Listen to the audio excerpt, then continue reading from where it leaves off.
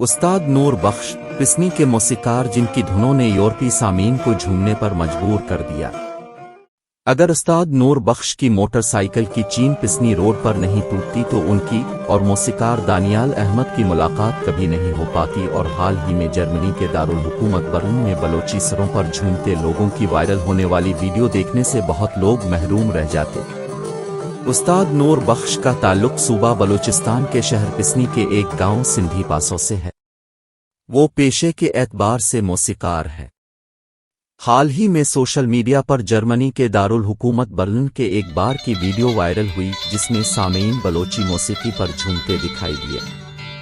اس کو تقریباً ہر طرف سے پذیرائی ملی۔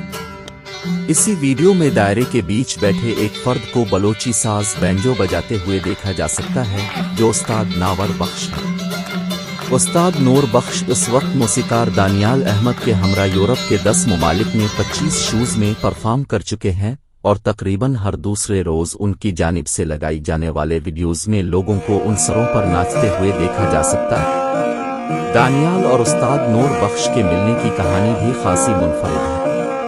BBC سے بات کرتے ہوئے دانیال نے بتایا کہ کیسے انہوں نے پہلی بار 2018 میں استاد نور بخش کی بینجو بجاتے ہوئے ایک ویڈیو دیکھی اور وہ ان سے اتنے متاثر ہوئے کہ انہیں ڈھونڈنے نکل پڑے۔ وہ بتاتے ہیں کہ جنوری 2022 کو پسنی پہنچنے پر ایک چائے کے ڈھابے پر میں نے استاد کے بارے میں پوچھ گچھ کی۔ کچھ لوگوں کو ان کے گاؤں کا نام نہیں پتہ تھا، لیکن اسی وقت ایک اور شخص نے بتایا کہ بینجو بجانے والے استاد تو ڈھابے کے بالکل سامنے والی سڑک پر بیٹھے ہوئے ہیں کیونکہ ان کی موٹر سائیکل کی چین ٹوٹ گئی ہے۔ بس پھر کیا ہونا تھا؟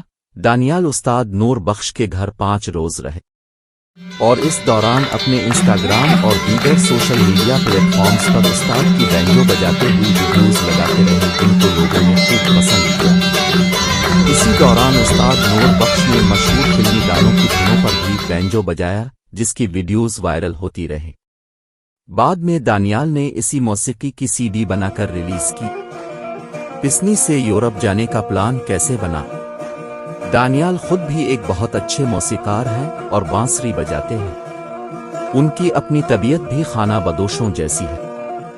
دانیال کو اکثر ایسے موسیقاروں کے ہمراہ دیکھا جاتا ہے جن کا تعلق پاکستان کے دور دراز علاقوں سے رہا ہے اور ان موسیقاروں کے فن کو کوئی نہیں پہچانتا۔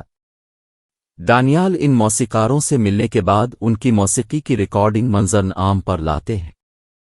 دانیال نے بتایا کہ جب استاد نور بخش کی ویڈیوز سوشل میڈیا پر چلیں تو ایک دم دھوم مچ گئی۔ اچانک سے مختلف لوگ آپس میں جڑ گئے، باہر ممالک میں بھی انہیں بہت پسند کیا گیا، اور پھر ایک ٹور ایجنٹ سے آن لائن بات ہوئی جس دوران یورپ میں شوز کرنے کا پلان بنا، اور اللہ کا شکر ہے اب تک ہم لوگوں نے 25 شوز مکمل کیے ہیں 10 ممالک میں۔ موسیقی بے زبان ہوتی ہے۔ استاد نور بخش سے جب میں نے پوچھا کہ اپنے سروں پر لوگوں کو جھومتے ہوئے دیکھنا کیسا لگا تو انہوں نے بتایا کہ مجھے یورپ میں بہت عزت ملی ہے۔ میں تو جنگل کا آدمی ہوں، مجھے وہاں سے یہاں لانے والوں کو شاباش ہو۔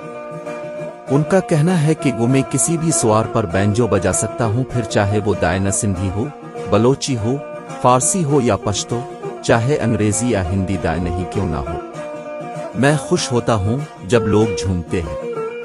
انہوں نے بتایا کہ جب میں یورپ آیا تھا تو کوئی ایسا بندہ نہیں تھا جو مجھ سے خوش نہ ہوا ہو، ساری دنیا مجھ سے خوش ہوئی۔ وہ کہتے ہیں کہ میں جو بلوچی ساز بجاتا ہوں اسے سن کر لوگوں کو مزہ آیا ہے، گوروں کو بھی مزہ آیا ہے، چند بلوچوں کو بھی مزہ آیا ہے، چند سندھی اور اردو بولنے والوں کو بھی مزہ آیا ہے۔ جدھر بھی گیا ہوں لوگوں نے بہت پسند کیا۔ استاد نور بخش نے بتایا کہ مجھے سکھانے والے اب اس دنیا میں نہیں رہے، لیکن اگر شوق ہو تو سیکھنے کی کوئی عمر نہیں ہوتی۔ میں نے ہر ساز بجایا ہے اور بجا کر سیکھا ہے۔ میں اس بات سے خوش ہوں کہ میرے استاد کی سکھائی ہوئی موسیقی آج دنیا بھر میں سراہی جا رہی ہے۔ دانیال نے کہا کہ موسیقی کی زبان ہوتی بھی ہے اور نہیں بھی ہوتی، کیونکہ جس طرح کی موسیقی استاد نے یورپ میں بجائی ہے یہ تو بے زبان ہے، اس کی بے زبانی میں ہی ساری زبانیں اکٹھی ہو جاتی ہیں۔ چونکہ یہ ساز سب لوگ سمجھتے ہیں اور محسوس کر سکتے ہیں، اس لیے اس سے لطف اندوز ہوتے ہیں۔